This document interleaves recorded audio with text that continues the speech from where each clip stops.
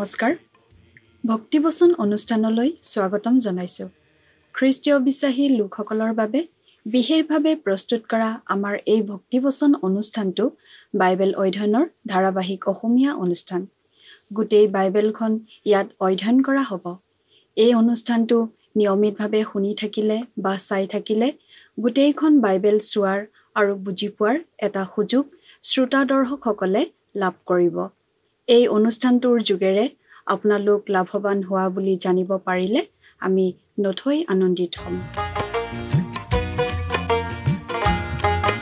প্ৰিয় শ্ৰোতা দৰ্শক আগৰটো অনুষ্ঠানত বাইবেলৰ পুৰণি নিয়ম খণ্ডৰ লেবিয়া পুস্তক নামৰ পুস্তকখনৰ 16 নম্বৰ অধ্যায়ৰ শেষৰটো পদলৈকে পঢ়ি আগবঢ়োৱা আলোচনা আমি শুনিবলৈ পাইছিলো আজিৰ এই অনুষ্ঠানত আমি লেবিয়া পুস্তকৰ 17 নম্বৰ অধ্যায়ৰ আলোচনা আমি শুনিবলৈ পাম 16 নম্বৰ অধ্যায়ত এটা অতি গুৰুত্বপূৰ্ণ বিষয় আমি পাওঁ সেইটো হৈছে মহাপ্ৰায়শ্চিত্তৰ দিনৰ বিষয়ে দিয়া বিধি-বিধান মহাপ্ৰায়শ্চিত্তৰ দিনটো গোটেই ইছৰাইল জাতিটোৰ বাবে অতি গুৰুত্বপূৰ্ণ দিন আছিল সেইদিনা মহাপুৰোহিতে নিয়মতম্বুৰ অতি পবিত্ৰ স্থানত প্ৰৱেশ কৰি গোটেই জাতিটোৰ পাপৰ প্ৰায়শ্চিত্তৰ বাবে বিশেষভাৱে প্ৰাৰ্থনা আগবঢ়াইছিল সেই মহাপ্ৰায়শ্চিত্তৰ দিনৰ কাম-কাজৰ বাবে পুৰোহিত কেনেদৰে সাজু হ'ব লাগিব ঠাইখিনি কেনেদৰে প্ৰস্তুত কৰিব লাগিব মানুহবোৰ কেনেদৰে সাজু হ'ব লাগিব সেই গোটেইবোৰ কথা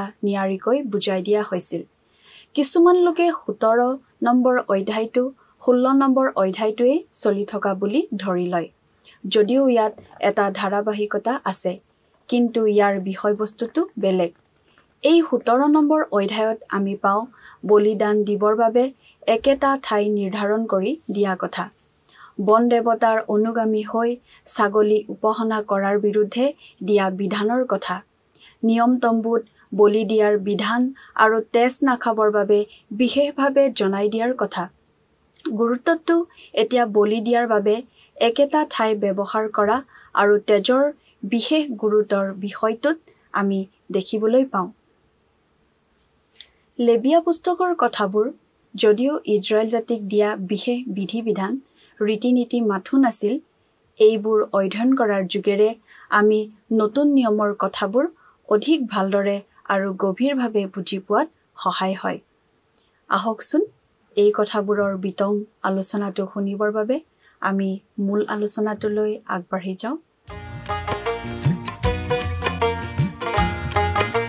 প্ৰিয় শ্ৰোতা আজিৰ অনুষ্ঠানত আমি 17 নম্বৰ অধ্যায়টোৰ পৰা চাব খুজিছোঁ আমি ইতিমধ্যেই বহুবাৰ উল্লেখ কৰি আহিছোঁ যে এই লেবিয়া পুস্তকখন অতি গুৰুত্বপূৰ্ণ পুস্তক কাৰণ ইয়াৰ মাজেদি খ্ৰীষ্টীয় বিশ্বাসীসকলৰ কাৰণে অতি প্ৰয়োজনীয় মৌলিক তত্ত্ব আৰু জ্ঞানৰ কথা প্ৰকাশ পাই আহিছে অৱশ্যে এই লেবিয়া পুস্তকখনত দিয়া বিভিন্ন বিধি-বিধানবোৰ ইছৰাইল জাতিক দিয়া হৈছিল আৰু যি কাৰণত তেওঁলোকক এই বিধি-বিধানবোৰ দিয়া হৈছিল সেই কাৰণবোৰ আজি আৰু নাই কিন্তু এই লেবিয়া পুস্তকখনৰ মাজত আমাৰ কাৰণে গুৰুত্বপূৰ্ণ শাস্ত্ৰীয় শিক্ষা আছে ই আমাৰ বহু প্ৰশ্নৰ উত্তৰ দিয়ে আৰু নতুন নিয়মৰ কথাবোৰ ভালদৰে বুজি পোৱাত আৰু প্ৰয়োগ কৰাত আমাক সহায় কৰে এই লেবিয়া পুস্তক অধ্যয়ন কৰি বহুতো লোকে প্ৰভু যীশুখ্ৰীষ্টক ব্যক্তিগত ত্ৰাণকৰ্তা হিচাপে গ্ৰহণ কৰিছে বহুতো লোকে এই 17 নম্বৰ অধ্যায়টো আগৰ অধ্যায়টোৰ এটা বৰ্ধিত ৰূপ বুলি মানে কথাখিনিৰ ধাৰাবাহিকতা এটা নিশ্চয় আছে কিন্তু বিষয়বস্তুটো বেলেগ এতিয়া বিশেষ গুৰুত্ব প্ৰকাশ পাইছে বলি আগবঢ়োৱাৰ এটা নিৰ্দিষ্ট ঠাই আৰু তেজৰ মূল্য আৰু গুৰুত্বৰ ওপৰত এই অধ্যায়টোৰ কথাখিনি ইছৰাইল জাতি অৰণ্যৰ মাজেদি যাত্ৰা কৰা আৰু ঈশ্বৰৰ সাক্ষাৎ তম্বুৰ চাৰিওপিনে শিবিৰ পাতি থকা সময়ছোৱাৰ সৈতে বিশেষভাৱে জড়িত ইয়াত বিধি-বিধান আচাৰ ব্যৱহাৰ আদিতকৈ নৈতিক দিশটোৰ কথা বেছি গুৰুত্ব পাইছে খাদ্যৰ বাবে ব্যৱহৃত হ'বলগীয়া সূচী ঘৰচীয়া জন্তু ঈশ্বৰৰ সাক্ষাৎ তম্বুৰ এঠাইত বধ কৰিব লাগিছিল এই অধ্যায়টোৰ কেৱল 8 আৰু 9 নম্বৰ পদতহে কেৱল ঈশ্বৰৰ উদ্দেশ্যে বলি আগবঢ়োৱা বিষয়টো বিশেষভাৱে উল্লেখ কৰা হৈছে ইছৰাইল জাতিয়ে যেতিয়া পেলেষ্টাইন দেশত আহি বসতি স্থাপন কৰিছিল তেতিয়া তেওঁলোকৰ কোনো লোক ঈশ্বৰৰ সাক্ষাৎ কৰা তম্বুৰ পৰা কেইবাশ মাইল আঁতৰত বাস কৰিছিল গতিকে কিবা এটা জন্তু বধ কৰি খাবলৈ হ'লে তেওঁলোক ইমান দূৰ আহি জন্তুটো সেই তম্বুৰ আগত বধ কৰাটো নিশ্চয় সম্ভৱপৰ নাছিল। গতিকে আমি দ্বিতীয় বিৱৰণ পুস্তকত পঢ়িবলৈ পাওঁ যে পেলেষ্টাইন দেশত তেওঁলোকে প্ৰৱেশ কৰাৰ আগে আগে ঈশ্বৰে এই নিয়মটো সলনি কৰিছিল। ঈশ্বৰে বাৰু তেওঁলোকক এনেকুৱা নীতি নিৰ্দেশনাবোৰ কিয় দিছিল? কাৰণ ইছৰাইলীয় লোকসকল মিছৰ দেশৰ পৰা ওলাই আহিছিল মাত্ৰ, আৰু সেই দেশত তেওঁলোক নানা ধৰণৰ দেৱ দেৱীৰ প্ৰতিমা পূজা কৰা মানুহৰ মাজত আছিল। তেওঁলোকেও মিছৰ দেশৰ লোকবোৰৰ লগতে তেনেধৰণৰ প্ৰতিমা পূজা কৰিছিল। গতিকে আকৌ তেনে কাম কৰাৰ ভয় আছিল। তেওঁলোকে মিছৰ দেশত প্ৰকৃতি দেৱতাৰ পূজা কৰিছিল। 7 নম্বৰ পদত বন দেৱতা বুলি যে কোৱা হৈছে, সেই শব্দটোৰ মূল ইব্ৰী শব্দটো হৈছে চেইৰিম, অৰ্থাৎ নোমাল, আৰু আচলতে এইটোৱে ছাগলীক বুজাইছিল। মিছৰীয়াসকলে মেণ্ডেছ নামৰ দেৱতাৰ পূজা কৰিছিল, ছাগলীৰূপী দেৱতা। গ্ৰীকসকলে এই ছাগলী দেৱতাক পেন বুলি কৈছিল। গ্ৰীকসকলে সেই পেন দেৱতাৰ ছবি আঁকিছিল নেজ, শিং আৰু খুৰা থকা ভৰিৰ দেৱতা হিচাপে। এই পেন শব্দটোৰ পৰাই ইংৰাজী পেনিক শব্দটো ওলোৱা বুলি কোৱা হয়, অৰ্থাৎ খুব ভয় খোৱা বুজাবলৈ এই শব্দটো ব্যৱহাৰ কৰা হয়। ইছৰাইলৰ লোকসকলে খাদ্যৰ বাবে কিবা জন্তু বধ কৰিলে যাতে য'তে ত'তে বধ নকৰে, যাতে পেন দেৱতাৰ উদ্দেশ্যে বলি আগবঢ়াব নোৱাৰে, সেইকাৰণেই এই ব্যৱস্থাটো কৰা হৈছিল যে তেওঁলোকে কেৱল ঈশ্বৰৰ সাক্ষাৎ কৰা তম্বুতহে জীৱ জন্তু বধ কৰিব পাৰিব। তাৰ পাছত আমি পাওঁ যে কোনো পৰিস্থিতিতেই তেওঁলোকে তেজ পান কৰিব নোৱাৰিব। তাৰ কাৰণ হিচাপে কোৱা হৈছে যে তেজে জীৱন বুজায়। ইয়াত আচলতে দুটা বিশেষ কাৰণ আছে। প্ৰথমটো হৈছে জীৱন মূল্যৱান, আনকি অনাহকতে কোনো জীৱ জন্তু বধ কৰিব নালাগিব। দ্বিতীয়তে, তেজে বুজায় খ্ৰীষ্টই মানৱৰ মুক্তিৰ কাৰণে দিয়া বলিদানৰ কথা। এই তেজ আছিল প্ৰায়শ্চিত্তৰ চিন, ঈশ্বৰৰ সৈতে মানুহৰ মিলনৰ চিন। আৰু মানৱৰ মুক্তিৰ অৰ্থে খ্ৰীষ্টই এবাৰতেই নিজক ক্ৰুচৰ ওপৰত বলি হিচাপে আগবঢ়োৱা কাৰ্যটোৰ চিন।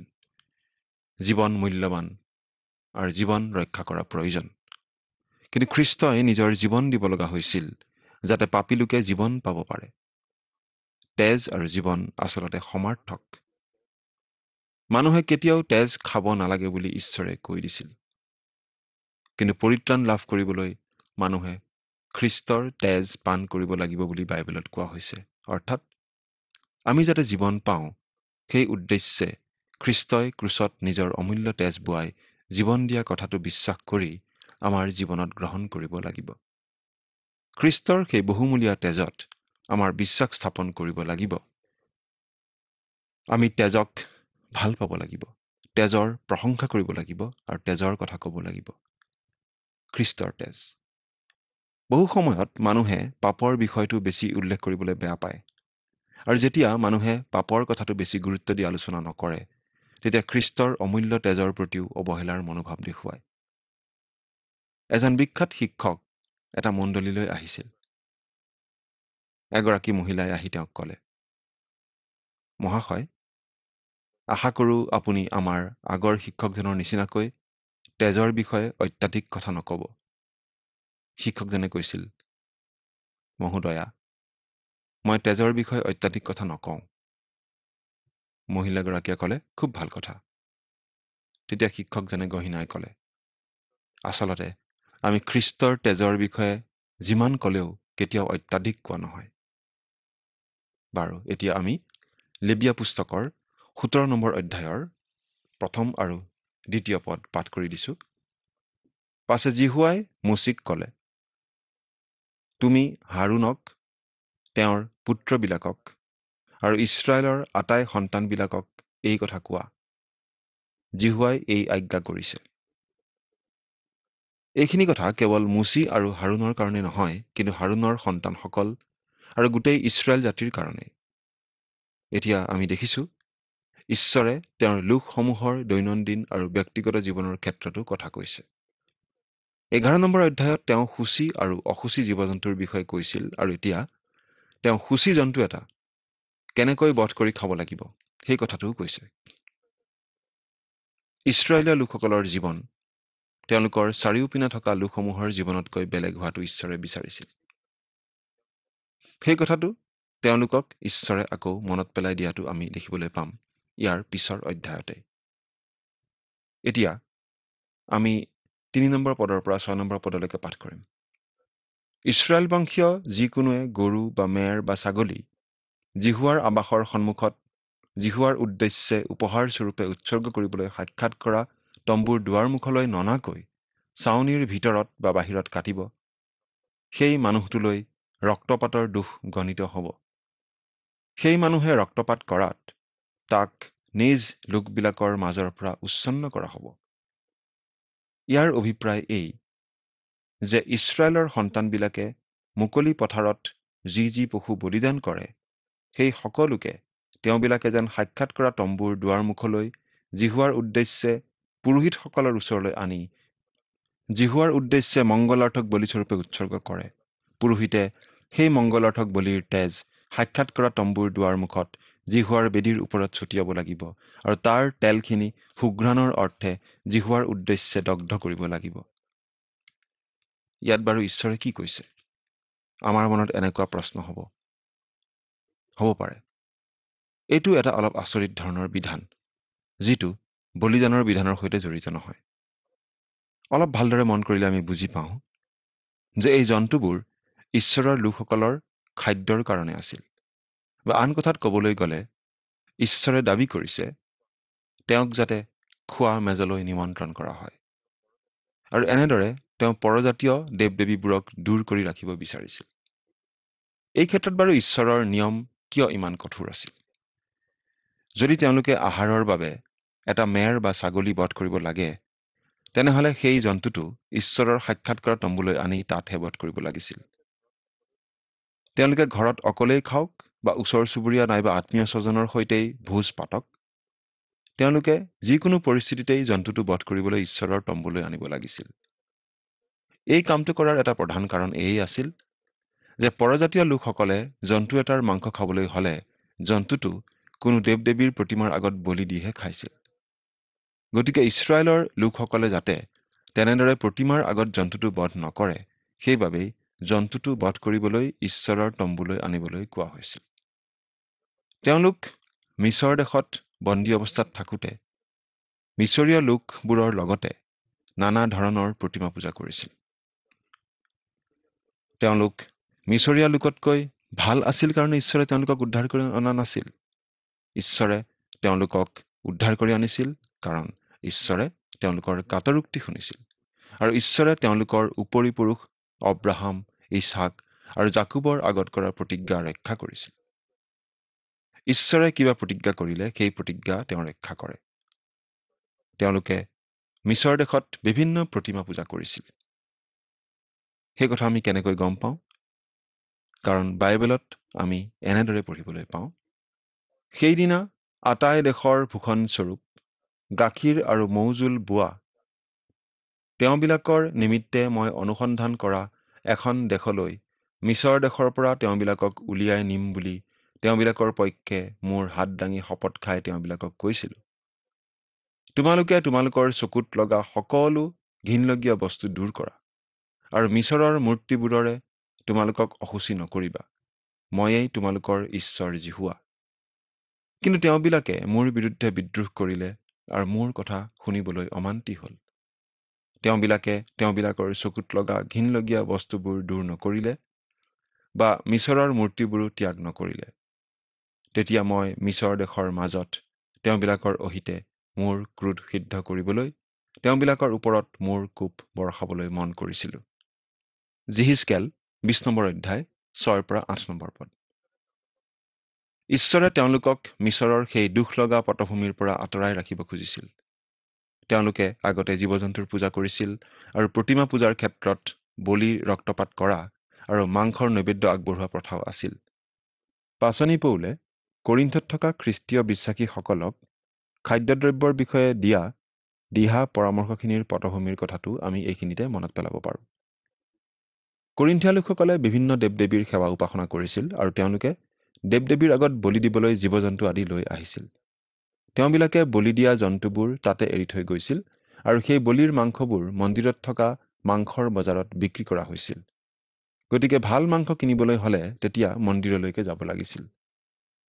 নতুন নিয়মৰ দিনত নিজৰ ধৰ্মত আস্থা ৰখা যিহুদী লোকসকলে সেই দেৱ-দেৱীৰ মন্দিৰত মাংস কিনিবলৈ অস্বীকাৰ কৰিছিল, কাৰণ সেইবোৰ দেৱ-দেৱীৰ আগত আগবঢ়োৱা হৈছিল। আনহাতে অনা যিহুদী লোকসকলৰ মাজৰ যিবোৰ লোক খ্ৰীষ্টলৈ আহিছিল, তেওঁলোকে যিহেতু আগৰ পৰাই তেনেদৰে মন্দিৰত মাংস কিনি খোৱা লোক আছিল, গতিকে তেওঁলোকে তেনে মাংস খোৱাৰ ক্ষেত্ৰত একো আপত্তি কৰা নাছিল, কাৰণ তেওঁলোকে জানিছিল যে যিবোৰ প্ৰতিমাৰ আগত সেই বলিবোৰ আগবঢ়োৱা হৈছিল, সেই প্ৰতিমাবোৰ আচলতে নিৰৰ্থক আছিল। কিন্তু অনা যিহুদী খ্ৰীষ্টীয় বিশ্বাসীসকলে এনেদৰে প্ৰতিমাৰ আগত আগবঢ়োৱা মাংস খোৱাৰ কাৰণে যিহুদী খ্ৰীষ্টীয় বিশ্বাসীসকলে তেওঁলোকৰ লগত একেলগে খাবলৈ অস্বীকাৰ কৰিছিল। অৰ্থাৎ আমি এতিয়া এই লেবীয়া পুস্তক পঢ়োঁতে বুজি পাইছোঁ, যিহুদী লোকসকলে কিয় আন দেৱ-দেৱীৰ আগত আগবঢ়োৱা বলিৰ মাংস খাবলৈ অস্বীকাৰ কৰিছিল আৰু কিয় পাচনি পৌলে কৰিন্থীয় খ্ৰীষ্টীয় বিশ্বাসীসকললৈ খোৱা বোৱাৰ বিষয়ত এনে নীতি নিৰ্দেশনা দিব লগা হৈছিল। অনা যিহুদী লোকসকলৰ মাজৰ পৰা বহুতো লোক খ্ৰীষ্টীয় বিশ্বাসলৈ অহাৰ পাছত যিহুদী লোকসকলৰ লগত কিছুমান বিধি-বিধান লৈ মতবিৰোধ হৈছিল। তেতিয়া জেৰুচালেমত পাচনিসকলে এই বিষয়ে আলোচনা কৰোঁতে জাকুবে এনেদৰে কৈছিল, এই কাৰণে মোৰ বিবেচনা এই, পৰজাতি লোকৰ মাজত যিবিলাকে ঈশ্বৰলৈ পালতিছে তেওঁবিলাকক আন ভাৰ নিদিওঁ, কিন্তু দেৱতা বিষয়ক অসুচিতা, ব্যভিচাৰ আৰু টেটু চেপা দি মৰা জন্তু আৰু তেজ খোৱা এইবোৰৰ পৰা পৃথক থাকিবলৈ লিখোঁ হওক। পাচনিৰ কৰ্ম 15 অধ্যায়ৰ 19 আৰু 20 পদ। অৰ্থাৎ ঈশ্বৰে অনা যিহুদী খ্ৰীষ্টীয় বিশ্বাসীসকলক এই কথাটো শিকাইছিল যে জীৱন অতি মূল্যৱান। আচলতে অৰণ্যৰ মাজেদি যাত্ৰা কৰি থকাৰ সময়ত ইছৰাইলীয় লোকসকলে খুব কমেইহে মাংস খাবলৈ পাইছিল আৰু বেছি মাংস খাবলৈ নোপোৱা কাৰণে তেওঁলোকে আপত্তিও কৰিছিল। 7 নম্বৰ পদ, তেওঁবিলাকে যি বন দেৱতাবোৰৰ অনুগামী হৈ ব্যভিচাৰ কৰি আহিছে সেইবোৰৰ উদ্দেশ্যে আৰু বলিদান কৰিব নালাগে, এয়ে তেওঁবিলাকৰ পুৰুষানুক্ৰমে পালন কৰিবলগীয়া চিৰস্থায়ী বিধি হ'ব। বন দেৱতা মানে নুমাল অৰ্থাৎ ছাগলী দেৱতা। ঈশ্বৰে সাৱধান কৰি দিছিল যাতে ইছৰাইলৰ লোকসকলে আন একোৰে আগত বলি উৎসৰ্গ নকৰে আৰু সূচী জন্তু খাদ্য হিচাপে ব্যৱহাৰ কৰিবলৈ হ'লেও সেই জন্তু ঈশ্বৰৰ নিয়ম তম্বুতহে বলি দিব লাগিব।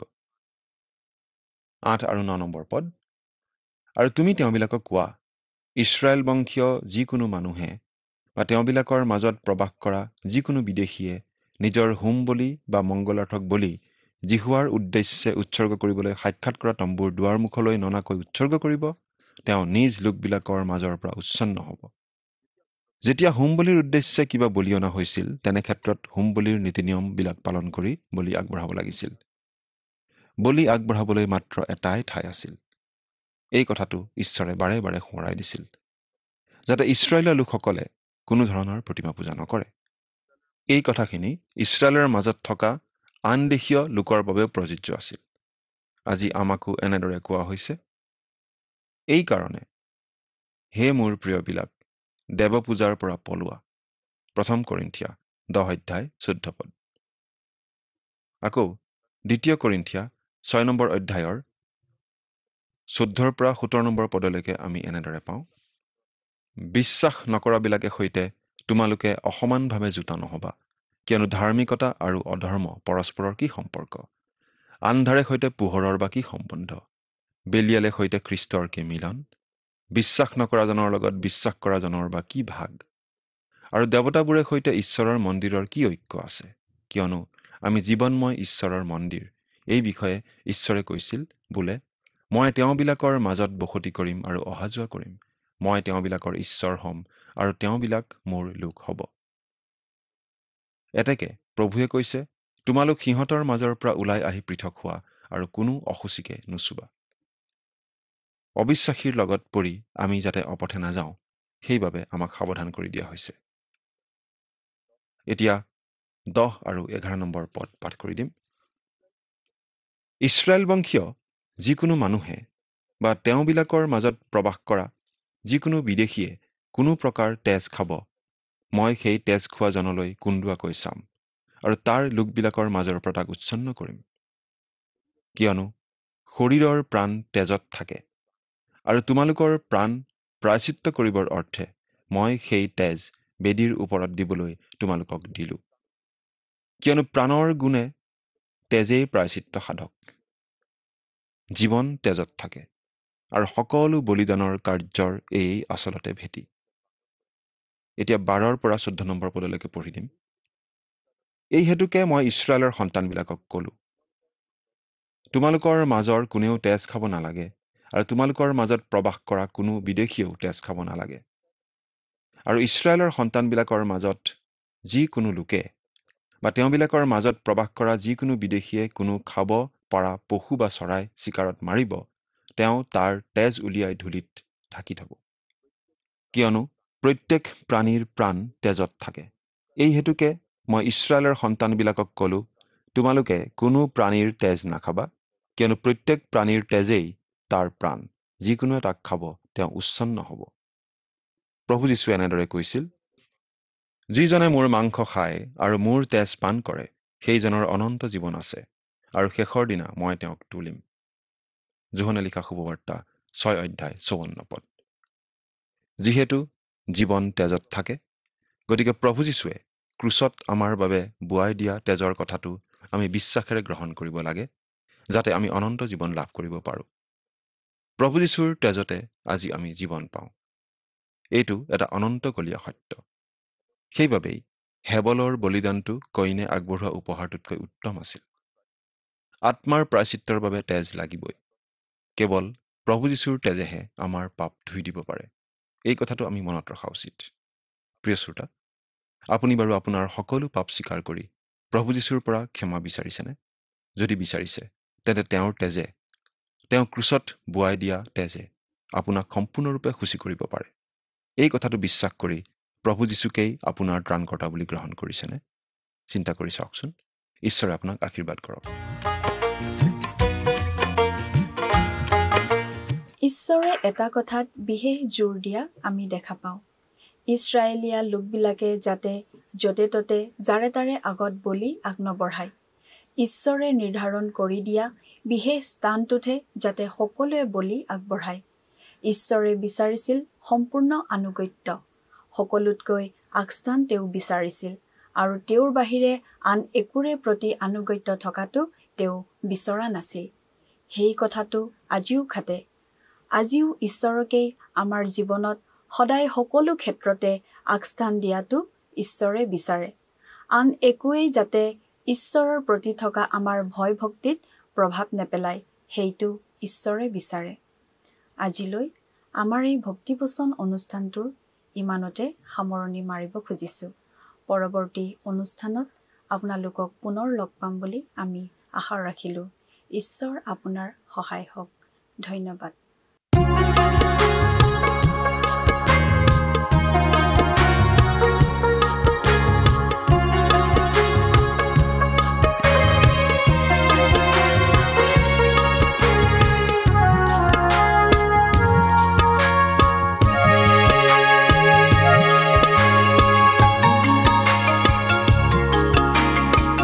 কোৱাচোন তোমাৰ দুখৰ কাহিনী, যিছু বিবৰি হিয়া পূজাৰী। যিছুৱে শুনিব, চকুলো মচি দিব, নিশ্চয় তোমাক শান্তি দিব।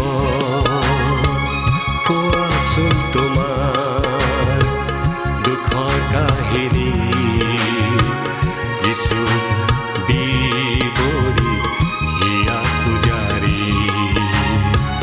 যিছুৱে শুনিব, চকুলো মচি দিব, নিশ্চয় তোমাক শান্তি দিব।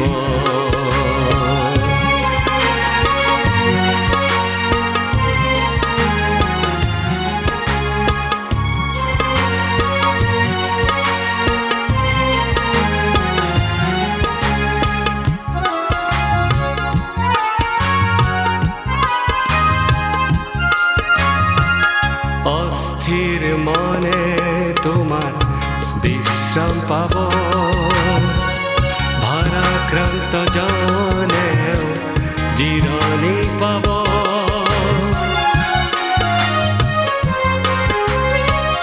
অস্থিৰ মনে তোমাৰ বিশ্ৰাম পাব ভাৰাক্ৰান্ত জনেও জিৰণি পাব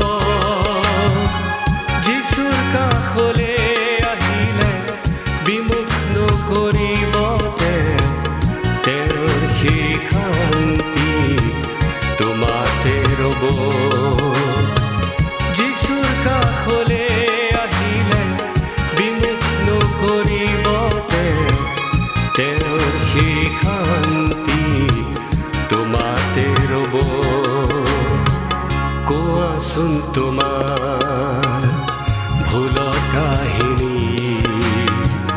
যিশু বিৱৰি হিয়া পূজাৰী যিশুৱে শুনিব আঁকোৱালি ল'ব নিশ্চয় তোমাক ক্ষমা কৰিব কোৱাচোন তোমাৰ ভুলৰ কাহিনী যিশু বিৱৰি হিয়া পূজাৰী যিশুৱে শুনিব আঁকোৱালি ল'ব নিশ্চয় তোমাক ক্ষমা কৰিব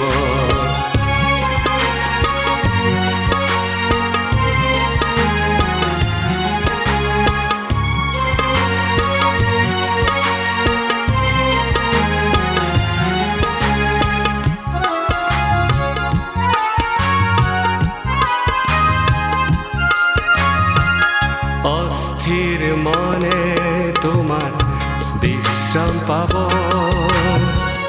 ভাৰাক্ৰান্ত জনেও জিৰণি পাব